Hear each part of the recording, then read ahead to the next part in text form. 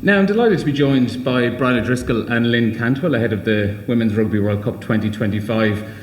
Lynn and Brian here in association with Defender, proud partners of the Women's Rugby World Cup. And guys, it's funny, I was looking back on 4 World Cups each, the 8 combined. The big question, what are the standouts? What are the highlights of those? What are the ones that come to mind straight away? You better start on that first, Lynn.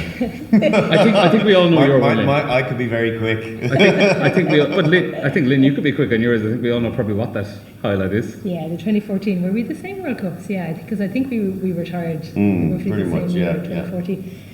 Yeah, it was the 2014 World Cup. Look, every World Cup is really important, like in women's sports. I'd be interested to hear your thoughts on that from men's point of view, because every World Cup is a building block from the one before. So my first World Cup was in Barcelona in Spain, and then I think Canada, England, and then Marcoussis in France. But I think Marcoussis in France was probably the most prepared and professional that we were on field and off field, and we. That was the famous game against New Zealand. We beat New Zealand for the first time and got through, and then were knocked out by England in the semi-finals. And that was an amazing tournament, as I said, from a performance point of view and what we achieved. And probably similar to this World Cup, it was practically a home World Cup because it was in France. We got lots of support and we got lots of media coverage, which was amazing. To share the story and being able to get to a semi-final was massive, and to be a big milestone to what's possible for an Irish team. So I think that was my most exciting one. And there's some pretty iconic pictures of you after that defeat to England. You're bandaged up and you obviously got a bad injury during that game, and the sheer disappointment, because you knew obviously it was your last go at that stage. What was that like? I suppose it probably didn't finish the way you wanted it to finish, but to finish off your career in a World Cup with a big win against New Zealand like that, it must have been pretty special. Yeah, definitely. Look, I think I was 33 when I retired, and I think when you're retiring as a senior player, you're just thinking about the team, aren't you, and the journey that you're on, and nobody knows how you're going to finish. I got concussed and didn't play the last game, which was the French game, which would be my last game, and that's a little bit sad, but it is what it is. I think if anything, we were just so committed to what we were trying to do in the World Cup, and we were so excited about the journey that we were on and what we'd kind of achieved so far. And I think it's really interesting dynamic. When you're in a World Cup and you've won a couple of games and you're on a great trajectory, but yet you've the destinies in your own hands of the next game that you play. It's exciting, but then you've got the kind of perspective of that you're already have achieved your goals and you're doing well, so kind of that in itself is exciting. So it kind of takes a little bit of the sting off not being able to kind of finish that last game on your own terms. And Brian, I've given you a couple of minutes now to think. What have you come up with? Because there have been some great days at the World Cup for you. Yeah.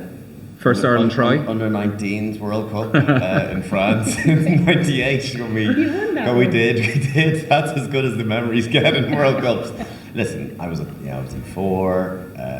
First one, we were in a bad spot in '99. The team had been in a pretty dark place over the course of most of that decade. I think the team had only won 6 Five Nations games the whole decade. So that kind of says it all. And we were just beginning. I think there was an influx of players that were going to come after that World Cup in '99, that in 2000, that were going to change the momentum and the course of the team. Then in 2003, I think it was just a little bit early for us, but we did a good time and ran Australia very, very close in the pool stage, lost by a point or 2, which could have been very different. We were never going to win that, but we could have maybe gotten Scotland in the quarter-final. We ended up getting France, getting beaten out the gate. Let's not talk about 2007. And then 2011 was a great opportunity. There wasn't actually a World Cup in 2007. There wasn't, correct. Yeah. And then in 2011, kind of that is the one that sticks a little bit, where we had a good team, we had a great time, like just really good team spirit, and just never got going in our quarter-final. Came up against a good Welsh team, in fairness, but yeah, the one that kind of grates a little bit, that you want to deliver. We've been talking about it. You want to deliver your best at World Cups, and we played some really good stuff over the course of the group stage of beating Australia, and then just yeah, they outplayed us on the day, and that was the difference. There wasn't a huge amount between the two teams at that time, but they delivered and we didn't. And so, yeah, you know, I knew that was going to be my last World Cup. So, yeah, ultimately you look back and I don't think, you know, with a smile on my face around it, but yet getting to compete at a World Cup is such a big thing in a player's career that, you know, gives you a great opportunity and platform to kind of showcase your skills, and then it's up to you as to whether you deliver on that front or not. The obvious one with this World Cup for Ireland, World Cups come around fairly quick, even though it's 4 years, but this is obviously a long one coming for Ireland. It's 8 years since the last got an opportunity to play in it. There have been probably a good few excellent Ireland internationals who haven't had a chance to, you know, whose careers have started and ended during that time as well. How big a tournament is this, not just in terms of short-term players getting a chance to play at a World Cup, but the bigger picture for the women's game in Ireland? Yeah, look, it's massive. Like, of this squad, Cliona Maloney was a very special person and special player. She's the only player that's played in a World Cup, which is absolutely massive, you know, which speaks to the age profile and the excitement of what's possible for the future. But you're right, you know, the Ciara Griffins, the Nicola Fridays and so on that have kind of passed through that time, you know, they're excellent players and deserve to be in World Cups, etc. But, you know, that's the story of the time and what happened through the time. But at least Ireland are in a hell of a lot of a better place now, and really exciting about what's possible for them. So I think it's great. Look, it's practically a home World Cup. It's like Paris Olympics. What you really hope to do is get lots of supporters going over. I think the ticket sales are great at the moment, and I know I'm on a million WhatsApp groups of players that are just kind of flooding the gates that are going to be over there, so that's going to be great.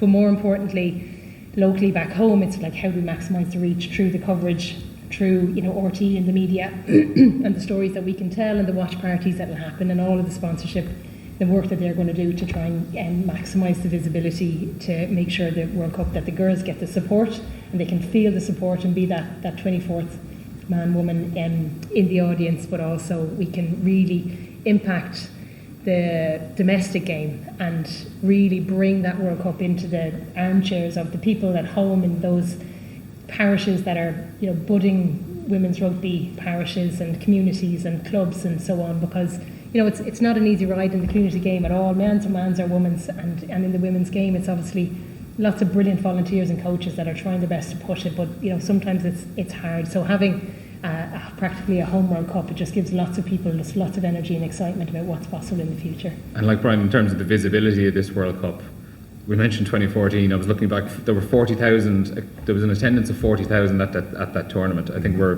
pushing 240,000 ticket sales already for England. Like, that shows the jump in the space of 11 years. But, like, you do a lot of work around the Premiership. I'm sure like, by osmosis, you've seen a lot of the stuff going on in the Premiership women's rugby and the support that's getting at the moment and how popular the game is over there. Like, in terms of all the elements adding up, the location of the tournament, the way the game has grown and stuff like that, this is the World Cup you want to get right, isn't it? Absolutely. I think women's sport's on a real high in the UK. You look at what the Lionesses have done with, you know, their European success, and,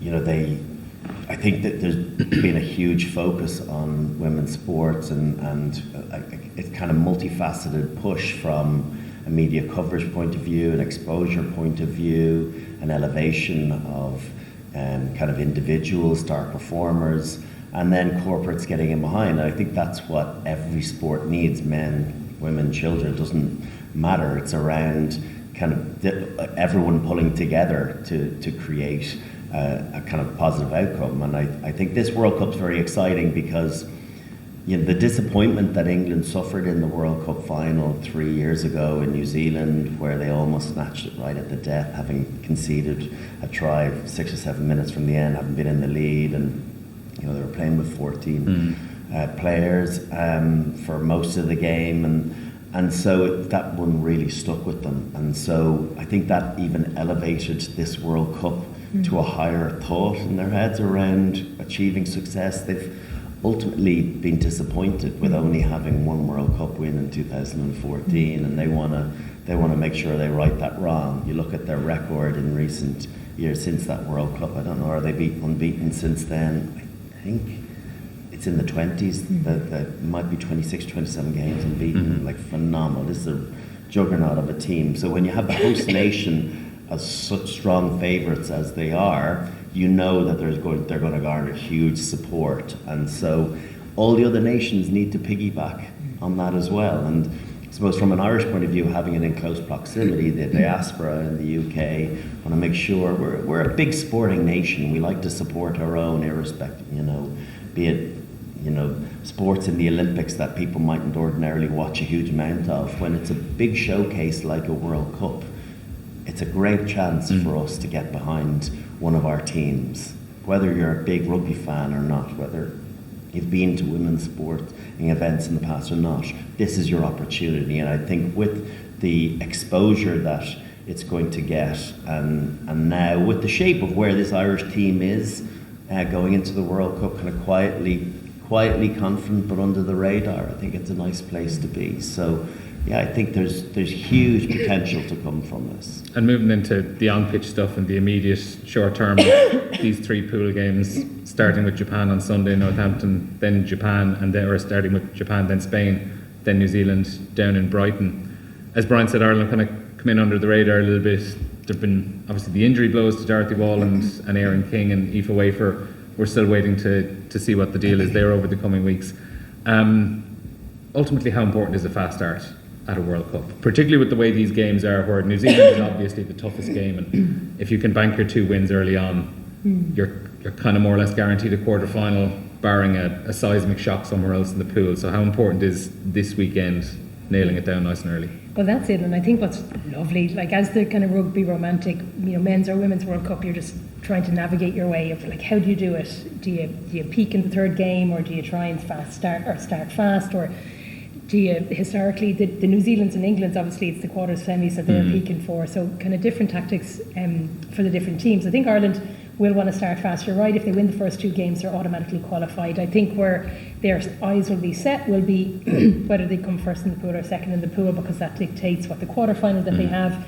And I think that New Zealand game will be massive. I think they'll be going after that New Zealand game for them to top the pool. It means they avoid France in the quarters.